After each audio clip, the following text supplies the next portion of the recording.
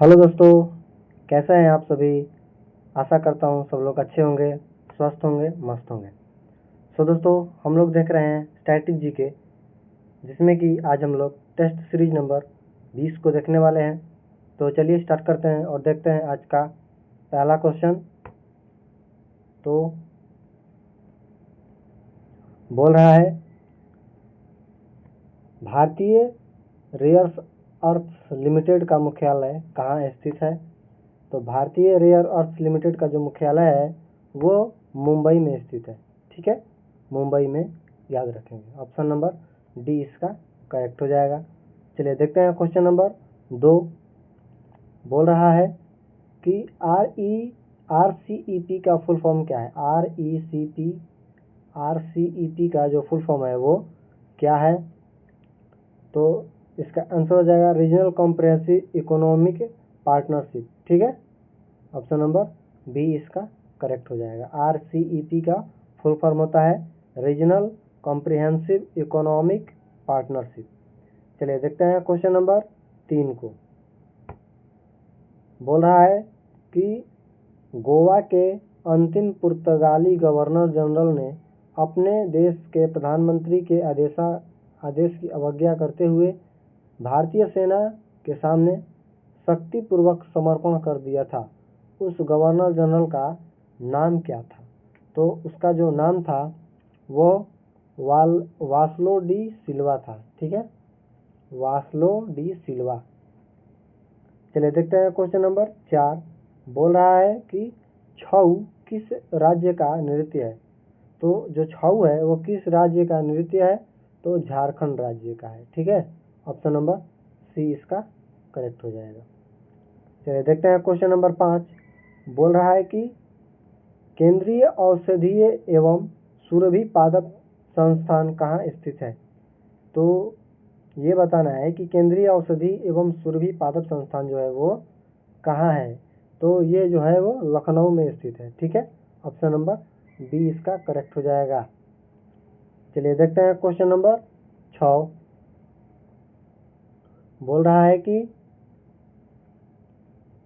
साबिन पुरस्कार किसके संरक्षण के लिए प्रदान किया जाता है। साबिन पुरस्कार जो है वो किसके संरक्षण के लिए प्रदान किया जाता है। तो ये उभयचर के लिए किया जाता है। ठीक है, ऑप्शन नंबर ए करेक्ट हो जाएगा। उभयचर के लिए प्रदान किया जाता है। चलिए देखते हैं क्वेश्चन नंबर 7। बोल रहा है कि अमेरिका के प्रथम राष्ट्रपति कौन थे। तो अमेरिका के प्रथम जो राष्ट्रपति थे वो जॉर्ज वाशिंगटन थे। ठीक है, जॉर्ज वाशिंगटन, याद रखिएगा। अमेरिका के प्रथम राष्ट्रपति थे George Washington. Option number C इसका करेक्ट हो जाएगा। चलिए देखते हैं। बोल रहा है कि अगला क्वेश्चन, निम्न युग्मों में कौन सा सुमेलित नहीं है। तो कौन सा सुमेलित है और कौन सा सुमेलित नहीं है, चलिए देखते हैं। बोल रहा है कि निम्न युग्मों में NTPC। तो NTPC का जो फुल फॉर्म होता है नेशनल थर्मल पावर कॉरपोरेशन होता है। सेल का होता है steel authority of India limited. भेल का होता है भारत हैवी इलेक्ट्रिकल लिमिटेड। तो ये तीनों के तीनों सही है। ठीक है, CIL, तो CIL जो है वो कॉपर इंडिया लिमिटेड नहीं होता है। ठीक है, ऑप्शन नंबर डी हमारा सही नहीं है, तो यही हमारा आंसर हो जाएगा। चलिए देखते हैं क्वेश्चन नंबर 9। बोल रहा है कि चैत्य भूमि किनके समाधि स्थल है। तो चैत्य भूमि जो है वो किनकी समाधि स्थल है। तो वो होता है भीमराव अंबेडकर की समाधि स्थल है। ठीक है, चैत्य भूमि जो है वो भीमराव अंबेडकर का समाधि स्थल है। ऑप्शन नंबर सी करेक्ट हो जाएगा। चलिए देखते हैं क्वेश्चन नंबर 10। बोल रहा है कि भारत का आइसमैन किसे कहा जाता है। तो भारत का आइसमैन जो कहा जाता है वो चोबांग नोरफेल को कहा जाता है। ठीक है, चोबांग नोरफेल। ऑप्शन नंबर सी हमारा करेक्ट हो जाएगा। देखते हैं क्वेश्चन नंबर 11। बोल रहा है कि पर्यावरण विभाग की स्थापना कब हुई थी। तो पर्यावरण विभाग की स्थापना जो हुआ था 1980 में हुआ था। ठीक है, 1980 में। ऑप्शन नंबर सी इसका करेक्ट हो जाएगा। चलिए देखते हैं क्वेश्चन नंबर 12। बोल रहा है कि मैसूर एक्सप्रेस के नाम से कौन प्रसिद्ध है?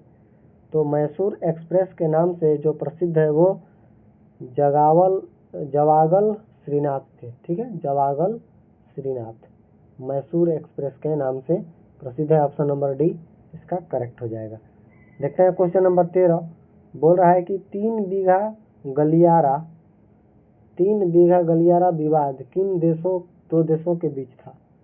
तो ये जो था भारत और बांग्लादेश के बीच था। ठीक है, 3 बीघा गलियारा जो विवाद था, ऑप्शन नंबर डी भारत और बांग्लादेश के बीच था। चलिए देखते हैं क्वेश्चन नंबर 14। बोल रहा है कि सुमेलित कीजिए। तो चलिए सुमेलित करते हैं। तो इनसैट का फुल फॉर्म होता है इंडियन नेशनल सैटेलाइट। ठीक है, GSLV। तो GSLV का जो फुल फॉर्म होता है जियो सिंक्रोनस सैटेलाइट लॉन्च व्हीकल्स। ठीक है, PSLV। तो PSLV का फुल फॉर्म होता है polar satellite launch vehicles. SLV का फुल फॉर्म होता है सैटेलाइट लॉन्च व्हीकल्स। तो कौन सा ऑप्शन हो जाएगा? 3, 4, 1, 2। ऑप्शन नंबर बी हमारा करेक्ट हो जाएगा। ठीक है, ऑप्शन नंबर बी हमारा करेक्ट हो जाएगा। ठीक है, चलिए देखते हैं क्वेश्चन नंबर 15। बोल रहा है कि नायदुम्मा पुरस्कार के प्रयोजक हैं। तो नायदुम्मा पुरस्कार के जो प्रयोजक है वो भारत जापान फ्रेंडशिप एसोसिएशन है। ठीक है, ऑप्शन नंबर डी हमारा करेक्ट हो जाएगा। चलिए देखते हैं क्वेश्चन नंबर 16। बोल रहा है कि भारत की पर्वतीय रेल जो यूनेस्को का विश्व विरासत स्थल है के अंतर्गत कौन से 3 रेलवे आते हैं? निम्नलिखित में से कौन सा इसके अंतर्गत नहीं आता है? तो कौन से 3 आते हैं इसके अंतर्गत, कौन सा नहीं आता है? तो कौन सा नहीं आता है ये हम लोगों को बताना है। ठीक है, भारत की पर्वतीय रेल के अंतर्गत तो जो कश्मीर रेलवे है वो इसमें शामिल नहीं है। बाकी जो Darjeeling Himalaya railway, Nilgiri mountain railway और कालका शिमला रेलवे तीनों को तीनों शामिल है। तो इसका आंसर हो जाएगा ऑप्शन नंबर सी। ठीक है, चलिए देखते हैं क्वेश्चन नंबर 17। बोल रहा है कि रामखेलिया किस राज्य का एक लोक नृत्य है?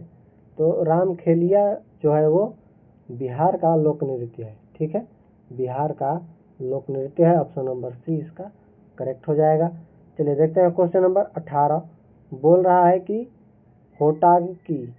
होटाकी वंश किस देश में विकसित हुआ था? होटाकी वंश किस देश में विकसित हुआ था?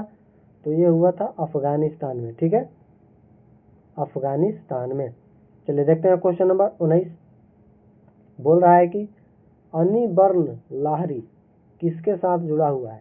तो अनिबर्न लाहरी है जो किस खेल से जुड़े हुए हैं ये बताना है। तो ये जो जुड़े हुए हैं ये गोल्फ से जुड़े हुए हैं। ठीक है, गोल्फ से। चलिए देखते हैं क्वेश्चन नंबर 20 और आज का आखिरी क्वेश्चन। बोल रहा है कि एग्जाम वॉरियर्स किताब के लेखक कौन है? तो एग्जाम वॉरियर्स किताब के जो लेखक है वो नरेंद्र मोदी हैं। ठीक है, नरेंद्र मोदी याद रखेंगे। ऑप्शन नंबर ए इसका करेक्ट हो जाएगा। तो कैसा लगा क्लास हमें कमेंट्स करके ज़रूर बताइएगा। अच्छा लगा है तो लाइक करिएगा और अभी तक चैनल को सब्सक्राइब नहीं किया है तो चैनल को सब्सक्राइब कर दीजिएगा, बेल आइकन ऑन कर लीजिएगा ताकि हर एक वीडियो की अपडेट आप तक प्राप्त होती रहे। चलिए मिलते हैं अगली क्लास में, तब तक के लिए धन्यवाद। जय हिंद,